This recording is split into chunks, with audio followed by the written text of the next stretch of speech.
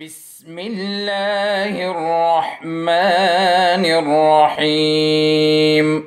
السلام علیکم عزیز طلباء، امید ہے آپ خیریت سے ہوں گے اور پچھلے لیکچروں سے آپ نے خوب فائدہ اٹھایا ہوگا۔ تو آج نئے سبق کو شروع کریں گے اور اس سبق کے مصنف کی حالت زندگی مختصر طور پر ہم آپ کے سامنے پیش کرنے والے ہیں۔ سبق کا نام ہے قومی اتفاق اور اس کے مصنف کا نام ہے سر سید احمد خان۔ کافی مشہور بندہ، آپ لوگوں نے اس کے بارے میں ضرور پڑھا ہوگا۔ تو سر سید احمد خان 1817 کو پیدا ہوئے اور اس زمانے کے ان لوگوں میں تھے جنہوں نے اردو کے حوالے سے گراں قدر خدمات سر انجام دی۔ ان میں ایک یہ حضرت بھی تھے جنہوں نے علی گڑھ کالج کا قیام، اسی طرح اس کے حوالے سے اور چیزیں اس میں چیدہ جو ان کی کتابیں ہیں ان کے حوالے آئیں گے اور ان کی تاریخ وفات کا ذکر آئے گا۔ تو آپ لوگوں نے اس کو ایک تنقیدی نوٹ کی صورت میں لکھنا ہے۔ میں نے ایک نمونے کے طور پر یہاں پہ لکھا ہوا بھی ہے۔ سر سید احمد خان 1817 کو دلی کے ایک علمی اور معزز گھرانے میں پیدا ہوئے، یعنی آلریڈی یہ لوگ، ان کے والدین پڑھے لکھے تھے اور عزت دار خاندان سے ان کا تعلق تھا۔ تکمیل تعلیم کے بعد محکمہ قانون میں مختلف عہدوں پر رہے۔ جب تعلیم سے فارغ ہو گئے تو پھر قانون کے محکمے میں یہ اچھے عہدوں پر فائز رہے۔ پھر 1857 کے ہنگامے شروع ہو گئے اور اس ہنگاموں کے حوالے سے ان کا ایک واقعہ بہت مشہور ہے کہ انہوں نے انگریزوں کی جانیں اس میں بچائی، جن کے بدلے میں سر سید احمد خان کو سر کا خطاب ملا۔ انہوں نے مسلم علی گڑھ کالج کا قیام کیا جو آج کے دور میں بھی اردو کے حوالے سے بہت گراں قدر خدمات انجام دے رہا ہے۔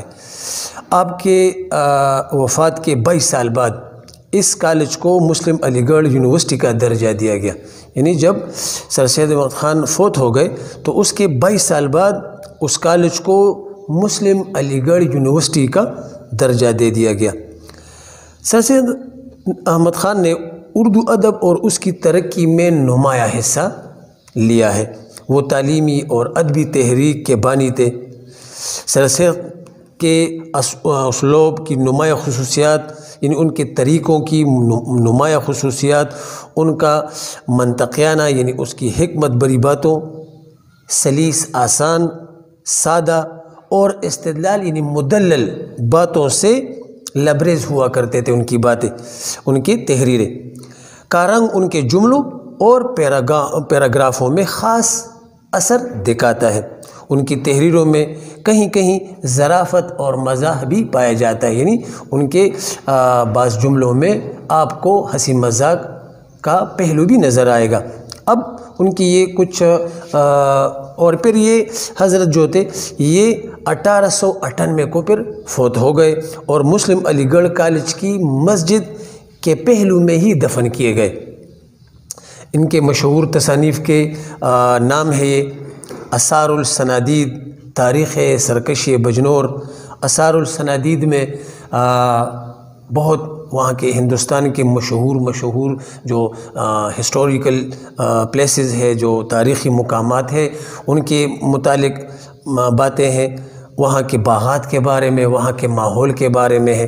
تاریخ سرکشی بجنور، جو بجنور میں سرکشی اٹھی اس کے بارے میں ہے۔ اسباب بغاوت ہند، جو ہند میں یہ بغاوت کس وجہ سے ہوئے، اسباب اس کے کیا تھے، اس حوالے سے اس میں باتیں ہیں۔ خطبات احمدیہ، مقالات سر سید، 2-3 میں نے تو یہاں پہ لکھی بھی ہے۔ تو عزیز طلباء، آپ لوگوں کے لیے یہی ہوم ورک بھی ہے۔ آپ نے اسی طرح خوش خط لکھنا ہے، اسی طرح آپ نے اپنے نیٹ نوٹ بک میں اس کو لکھنا ہے، سوال دینا ہے، سر سید احمد خان پر تنقیدی نوٹ لکھیے، اور پھر یہاں سے جواب خوبصورت خوشخط لکھ کر آپ اپنی نیٹ نوٹ بک میں لکھ لیں۔ آپ پھر واٹس ایپ ایپس میں اس کے پکچرز ہمیں بھیج دیں، اگر اس میں کوئی خامی ہو، کوئی کمی ہو تو انشاءاللہ ہم وہ پورا کر لیں گے۔ والسلام۔ اللهم انفعنا بما علمتنا وعلمنا ما ينفعنا وزدنا علما۔